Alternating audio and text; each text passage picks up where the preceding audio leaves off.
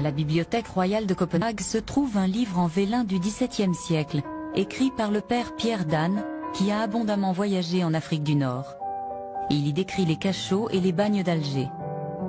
Il dresse la liste des esclaves français qui attendaient une rançon, des marins de la France entière.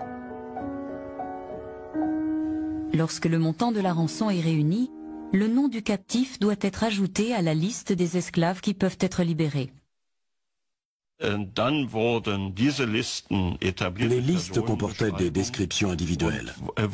Elles étaient vérifiées à Alger. Dans toute l'Europe, on trouve dans les archives des registres et des lettres qui décrivent les tâches dévolues aux esclaves.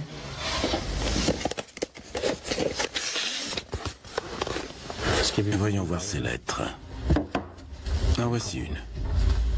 Parmi les archives, Éric Goebel a découvert un document exceptionnel par sa rareté. Cette lettre a été écrite à Alger le 10 janvier 1710. Elle est en danois. L'écriture n'est pas très belle, mais ce qu'il faut voir, c'est ceci.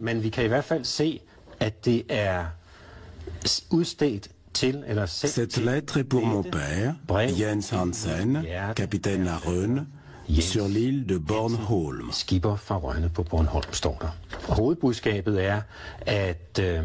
C'est un jeune homme qui a été fait prisonnier dans le détroit de Gibraltar. Il s'est retrouvé esclave à Alger et il est au plus mal. Il demande à sa famille d'envoyer de l'argent pour racheter sa liberté. Il a estimé le nombre des esclaves blancs à 25 000 à l'époque à Alger.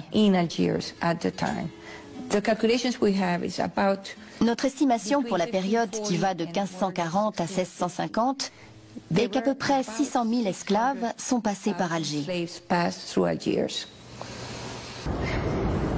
Les archives royales danoises ont conservé plusieurs documents liés à ces accords. Voici un sauf-conduit algérien. Nous n'avons que la partie danoise. Comme vous le voyez, il en manque une partie. C'est un document que le capitaine danois emportait avec lui. Ce sauf-conduit date de 1838. On est déjà quasiment à la fin de l'existence de ce système. Le vaisseau concerné est le Magdalene, immatriculé à Copenhague. Il a effectué un voyage depuis la capitale. Son capitaine était Jacob Ebert et il devait emprunter le détroit de Gibraltar. Les pirates algériens, de leur côté, avaient reçu la partie supérieure du document envoyé depuis le Danemark et qui correspondait parfaitement avec la partie inférieure. Le capitaine danois présentait sa partie, le pirate la sienne, et si les deux s'emboîtaient, cela signifiait que le navire danois venait d'un pays qui s'était acquitté du droit de passage. Le roi avait payé, donc le bateau pouvait naviguer librement.